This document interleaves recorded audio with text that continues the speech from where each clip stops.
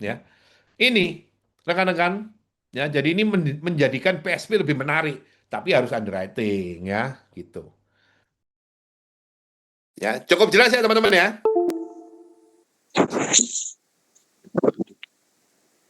Oke,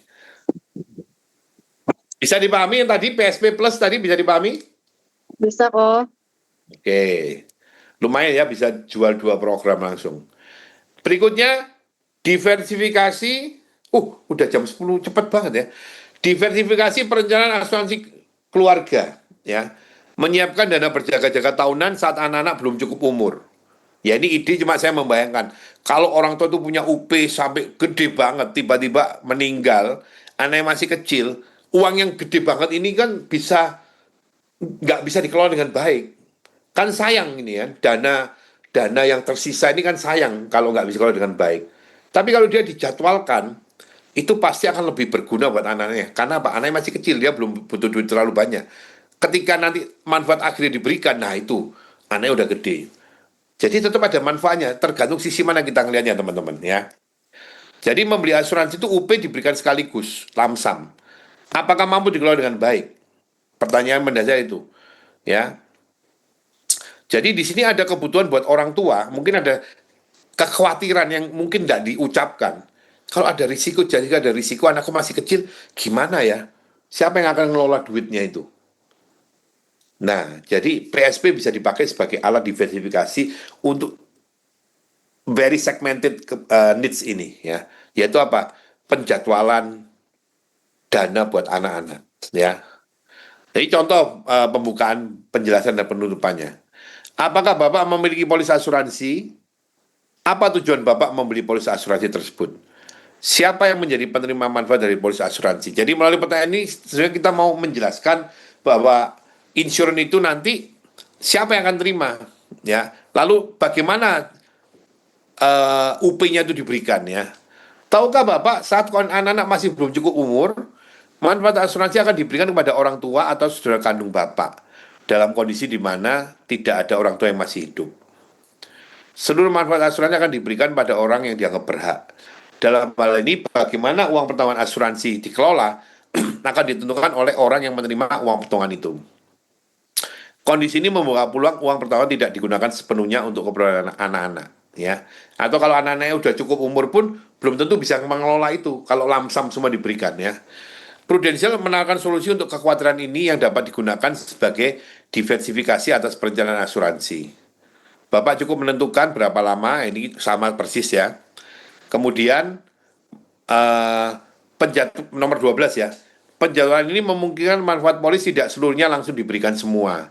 Bagian terbesar manfaat polis diberikan pada akhir tahun ke-20 yang berarti anak-anak saat itu sudah cukup besar untuk memahami perencanaan asuransi ini. Menurut Bapak, apakah perencanaan ini mampu memberikan alternatif untuk mendiversifikasikan perencanaan asuransi keluarga Bapak?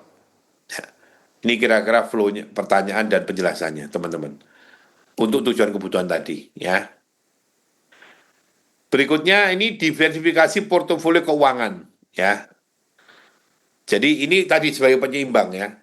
Menurut Bapak untuk memenuhi kebutuhan keuangan jangka menengah atau panjang, apakah keluarga perlu membentuk portofolio keuangan? Kita jelaskan tentang apa itu portofolio, ya.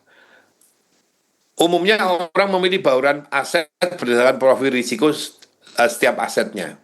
Selain profil risiko, ada satu karakteristik lagi yang perlu diperhatikan untuk memastikan tercapainya pemenuhan kebutuhan keuangan jangka menengah panjang, yaitu kemampuan pemilik dana untuk menarik dana yang disimpan dalam setiap aset atau aksesibilitas. Untuk pengelolaan keuangan jangka panjang, simpanan yang dapat ditarik sewaktu-waktu justru memperbesar risiko kegagalan karena dana tidak dapat bertumbuh secara optimal dan ada kesalahan dalam realokasi investasi. Untuk tujuan keuangan jangka panjang, sebaiknya terdapat dana yang tidak dapat diakses sampai waktu tertentu untuk antisipasi kesalahan realokasi dan penggunaan yang tidak sesuai tujuan. Untuk itu dibutuhkan sebuah sistem pengelolaan ya yang mampu menjamin pemberian aliran dana secara terjadwal di masa depan, sehingga memastikan terpenuhinya kebutuhan keuangan dalam jangka menengah panjang. Nah ini lanjutannya teman-teman. Jadi kita menjelaskan apa tentang aksesibilitas itu justru bisa berdampak negatif ya. Lalu kita cerita tentang PSP, ya. Melalui perencanaan dalam PSP ini, Pak, portofolio Bapak menjadi lebih solid, jasinkan tidak diguncangkan dalam investasi, aliran dana dalam program ini tidak akan terganggu. Menurut Bapak, seberapa penting diversifikasi semacam ini dilakukan? Nah, ini endingnya, teman-teman. Ya. Bisa dipahami rekan-rekan? Apa? Ya, ini udah banyak banget, ini harusnya sudah bisa nih. Nah, ini ide yang kemarin muncul ketika kelas It's Possible ya, di Zoom. Ini buat teman-teman IP yang kemarin kita diskusi itu, ini saya kasih hitung-hitungannya ya. Jadi ini dana, saya kasih judul dana masa depan bagi anak-anak yang tidak dapat langsung diuangkan ya. Sebelumnya sudah ada ide penjualan tentang ini, tetapi ini fokus ke PCB, yaitu dana itu nanti dipakai ketika apa? Di atas tahun ke-20 atau ketika anak terserang Tahan sakit nomor 56 dong. ya. Atau terjadi anak mengalami sakit kritis atau nanti di atas tahun ke-20. Thank you. Ya, oke. Nah, dari diskusi kemarin PSP ini bisa menambah, yaitu dana masa depan bagi anak-anak, nanti akan ada dana cash maupun dana asuransi. Jadi lebih lengkap ya. Dan itu cukup kompetitif ya. Ini saya jelaskan ya. Jadi harta waris itu umumnya mudah diuangkan. Bagaimana kalau anak tidak mampu mengelola dengan baik? Diversifikasi harta yang diberikan pada anak ya, itu sangat diperlukan. Jadi ada harta waris plus ada dana masa depan yang tidak dapat langsung diuangkan. Itu idenya kayak gitu. Dia bisa diuangkan saat terserang sakit kritis atau meninggal. Jadi yang menikmati nanti bisa anaknya atau keluarga dari anaknya, masih istri, pasangan maupun anak-anaknya, atau cucu dari orang tua sekarang. Dan dia bisa diuangkan secara terjadwal. Ini idenya ada dua berarti. Ya. Jadi orang tua membeli polis PCA Basic plus PSP bagi anak-anaknya. Anak sebagai tertanggung utama, ya sebelum anak cukup umur, orang tua sebagai PP dan pembayar. Ide sebelumnya, ini ide sebelumnya ya. Dana masa depan bagi anak-anak, dana keluar saat anak-anak mengalami sakit kritis atau meninggal, atau saat anak tidak membutuhkan asuransi lagi, anak ditutup, nilai tunai dicairkan. Ini PSP, PCB ya. Nah, jadi kemarin idenya itu PCB, coba kita bandingkan dengan PCA Basic dan PSP. Nah, muncul ide ini, dana masa depan yang tidak dapat langsung diuangkan. Nah, nah ini contoh perhitungan kemarin, saya tampilkan persis, ini buat teman-teman di sesi kita kemarin ya teman-teman. Jadi contohnya laki-laki ngambil UP 10M, ya PC 88 dibandingkan dengan PCA, Basic, dan PSP 8 tahun. PC 88 preminya 375 kali 5, totalnya 1,875. PCI Basic preminya 258.500 kali 5. Selisihnya 116.600 kali 5, berarti 583. Nah, kita ambil PSP 8 tahun berarti 583 dibagi 8, totalnya 72 juta. Ini hasil angkanya dari situ. Manfaat tahunan PSP itu 293 ya selama tahun ke-8 sampai tahun ke-20. Ini belum dihitung future value-nya. Manfaat akhirnya 72 juta sekian kali 9,2, 670. Totalnya 964. Ini perhitungan kasarnya ya. Nah, saya coba perhitungkan, ini perhitungan dari Proofforce. Cepat aja ya. Nah, ini perhitungan Excel-nya, teman-teman. Jadi dari perhitungan ini kita lihat, ini PSP, saya hitung future value-nya tahun ke-20. Ya. Jadi, ini saya ingin membandingkan dengan PCB. Ternyata rekan-rekan hasilnya manfaat tunai tahunan PSP yang saya future value-kan dengan rate 3,2 aja, itu nanti pada tahun ke-20 total semuanya itu 352 juta. Ditambah manfaat tunai akhirnya 670, total ada 1 miliar. Ya, 1 miliar. Sementara kalau PCB dia ada 1875, preminya kembali. Nah, rekan-rekan, kalau misalkan orang tua cuma punya PCB aja, dia ambil 1875 buat anaknya. Ini anaknya sebagai TU ya. Pertanggungannya habis 10M-nya. Tapi dengan cara di split kayak gini, anak tetap dapat 1 miliar kalau dia mau simpen terus atau diambil bertahap tadi. Setelah diambil dia tetap dapat 10 miliarnya tetap ada. sampai dia meninggal di usia 120 tahun. Jadi ini bisa menjadi alternatif yang lebih menarik buat eh, klien Anda dalam menyiapkan masa depan anak-anaknya. Ya, cukup jelas ini idenya? Pak, Ya, betul. saya bingung sama yang ini future value akhir tahun 20. Jadi saya hitung manfaat tunai tahunan tahun ke-8 itu kalau saya simpen terus dengan bunga 3,2%, pada tahun ke-20 itu ada berapa? Tahun ke-9 ada berapa? Dan Kok bisa seterusnya. 3,2% itu? Iya, itu rate tadi, deposito 4% kan, dipotong Oh, pajak. kalau misalnya saya masukin deposito Iya, terus gini iya. gitu. Iya, betul. Kalau di BSP dapatnya cuma segini gitu dah. Iya, jadi istilahnya uang tahunan itu nggak saya pakai, tapi saya depositokan terus, saya simpen terus. Itu totalnya supaya saya bisa membandingkan dengan PCB tadi.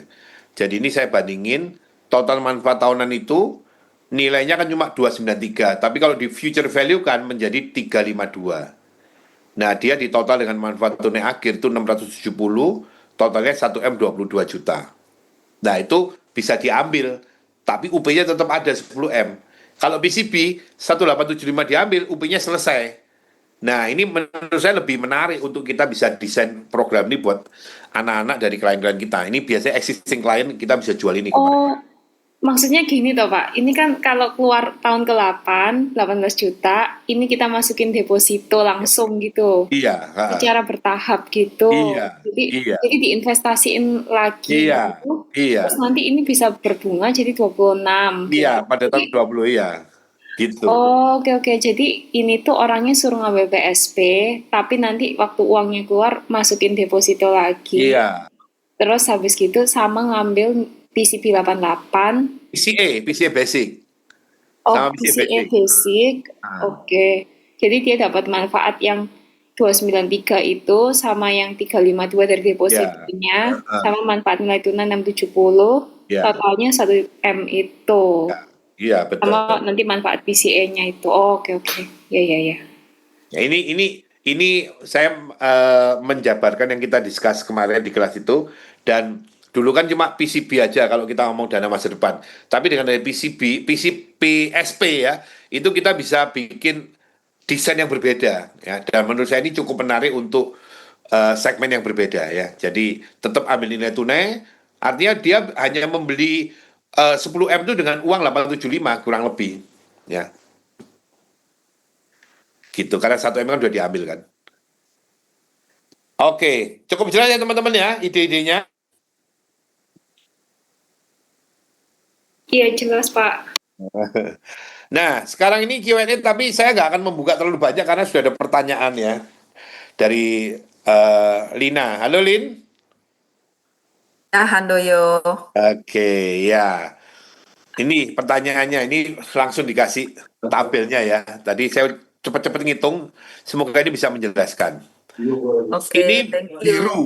Biru ini lambang dari perusahaan Aksa ya. Ya, Ini Aksa punya program mirip dengan kita. Ini saya coba menghitung secara secara objektif ya. Jadi saya coba lihat dari berbagai macam angle. Jadi di contoh ini adalah premi tahunannya 1 miliar selama 3 tahun. Usianya 42. Nah, di Aksa di sini hanya sampai tahun ke-12 sudah keluar manfaat tunai akhirnya loh di kita. Kalau dia namanya manfaat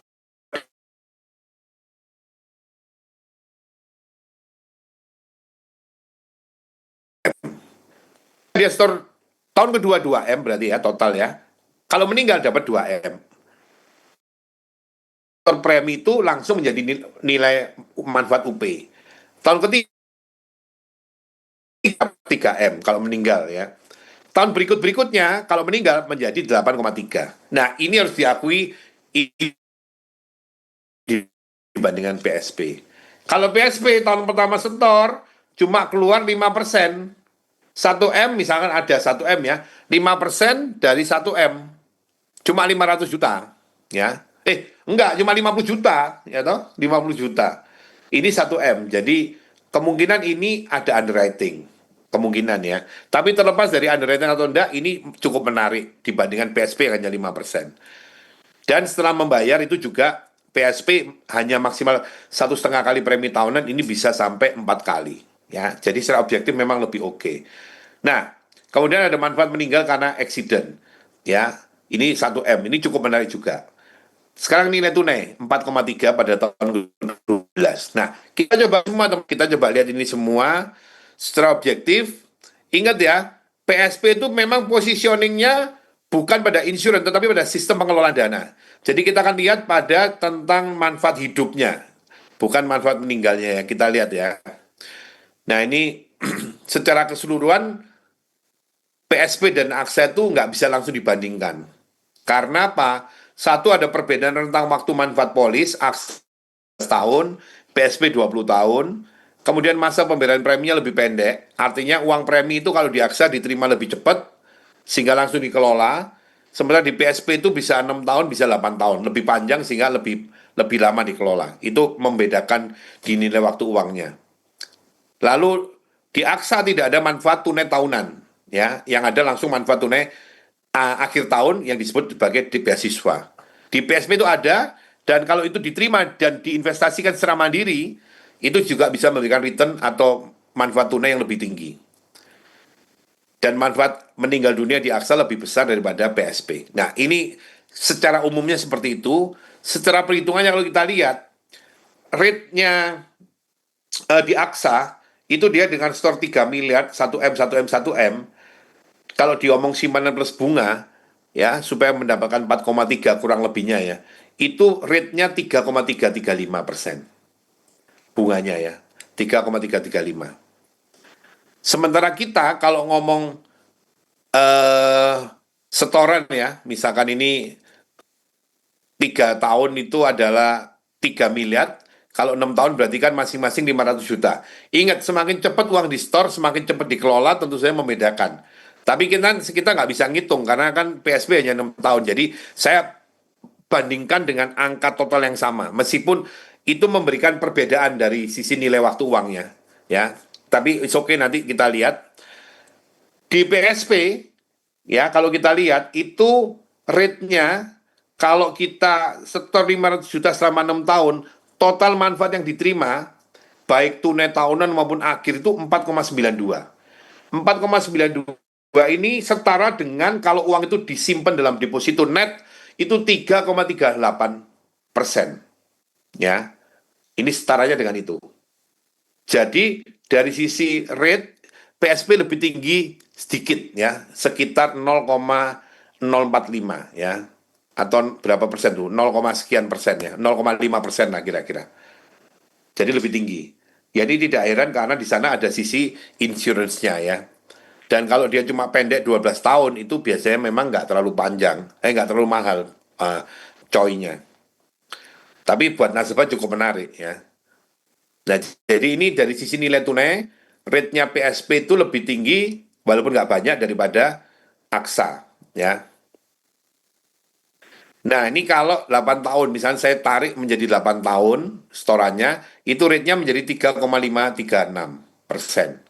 Supaya dia sama dengan, apa istilahnya, dengan kalau dia istilah total manfaat itu dibandingkan dengan dana simpanan di bank. Nah, kalau di sini, tadi ya tidak ada risiko, kalau uang itu tetap tak simpen terus, disimpan terus ya dengan rate 3,335 itu jadi 5,597. Jadi kalau bicara tentang rate ya antara PSP dan AXA ini, PSP lebih tinggi sedikit, tetapi memang ini nggak langsung bisa dibandingkan. Cuma memang PSP itu kurang menariknya karena tidak ada manfaat life-nya.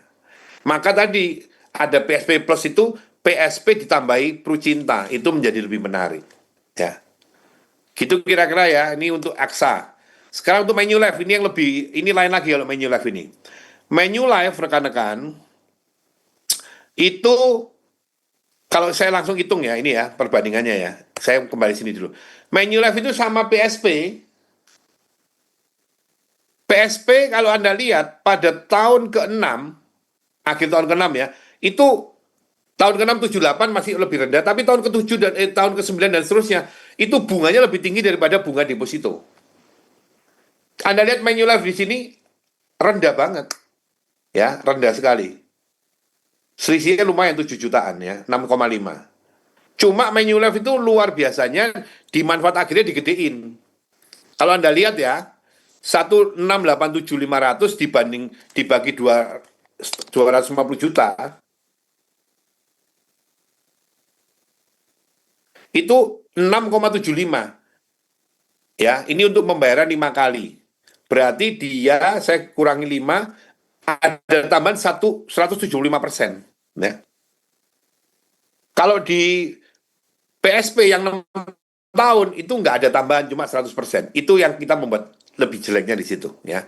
Jadi ini ya, masa pembayaran minimal lebih pendek, uang dikelola lebih banyak, ya lebih cepat di depan meskipun hanya selisih setahun. Manfaat tunai prudensial apabila dibandingkan dengan wah, ini kepotong dengan bunga deposito rate 3,2% per tahun net. Rasio manfaat akhir Manulife lebih tinggi dari PSP 6 tahun, manfaat RIP Manulife lebih besar dari PSP. Nah, cuma kalau ngomong tentang nilai itu menjadi menarik karena manfaat tunai tahunannya tahun ke-20 ini ya teman-teman ya, itu 16875. Ini dibandingkan dengan total premi yang di store cuma 1/4, itu menarik teman-teman. Kalau yang di PSP, kalau store 6 tahun kan cuma dapatnya 100% persis. Kalau 8 tahun cuma 120. Dia berani 175%. Itu yang membuat dia menarik, dikasih di akhir-akhir. Ya. Tapi dia kalah di bunganya ini. Jadi kalau kita mau membandingkan dengan Manulife, Anda bandingkan ini loh bunganya lebih rendah di sini. Ya. Lin, bisa memahami Lin? Ya, bisa, bisa. Thank you banget ya. Ya, oke. Ini langsung tadi untuk dapat ide ya. Oke. Ya, jadi ini ya teman-teman. Jadi yang ditonjolkan kalau ini ditunjukin kalau PSP dia langsung lebih tinggi, lihat. Anda bisa lihat apa bedanya ya. Kalau yang Manulife dia lebih rendah. Tapi dia nambahnya di belakang.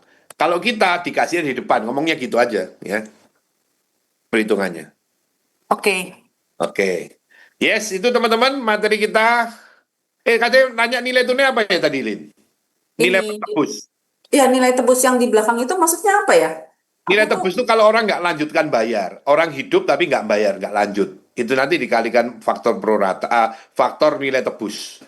Nah, seandainya nih, dia kan udah bayar. Ini kan asumsi kan dia bayar 6 tahun ya. Ya, Itu bayar 6 tahun, ternyata dia sampai tahun ke-10 dia sudah menerima dong apa manfaat tunai tahunannya. Terus ternyata di tahun ke-11 dia mau tutup. Kalau dia mau tutup, dia oke. terima uang gitu. Maksudnya Iya, dalam iya, iya, iya. itu. Betul. Kan mungkin dia butuh, kelamaan saya nunggu tahun ke-20, saya ambil sekarang aja gitu kan. Itu benar. Berarti masih ada opsi ya untuk misalnya Ah, take di tengah jalan. iya, betul Oke, itu. oke, Ya. oke. Mm. Thank you, thank you. Oke, yes. Oke, teman-teman. Uh, luar biasa, pantas cerah banget ya. Selamat ya. Oke, teman-teman, itu yang eh bahan-bahan yang mungkin bisa membantu, semoga bisa membantu teman-teman ya untuk menjual menjual PSP. Cukup jelas ya rekan-rekan ya. Halo? Yes, Yes, jelas. Ko. Oke ya. Meskipun kecepatan. Iya, terakhir ini kecepatan nggak kerasa ya, udah hampir jam 10 lebih ya. Tapi anyway, semoga teman-teman tetap semangat. Saya yakin kita pasti bisa menemukan kelemahan dari produknya kita. Tapi ingat, setiap produk juga punya kelebihan. Nah, tadi saya coba menjelaskan secara objektif, dari rekan-rekan bisa menceritakan eh, dari angle yang berbeda, dan tentu saja disesuaikan dengan apa yang menjadi kebutuhan dari nasabah. Ya, semoga teman-teman selalu sehat dan semangat terus, dan semester 2 ini bisa meraih hasil yang lebih baik. Ya, oke, gitu ya rekan-rekan ya. Thank you, Kon. Selamat malam, terima kasih. Selamat Thank you, Handoyo. Ya, Thank you, thank you. Handoyo. Yo. Angko, yo. Terima kasih ya. Monggo.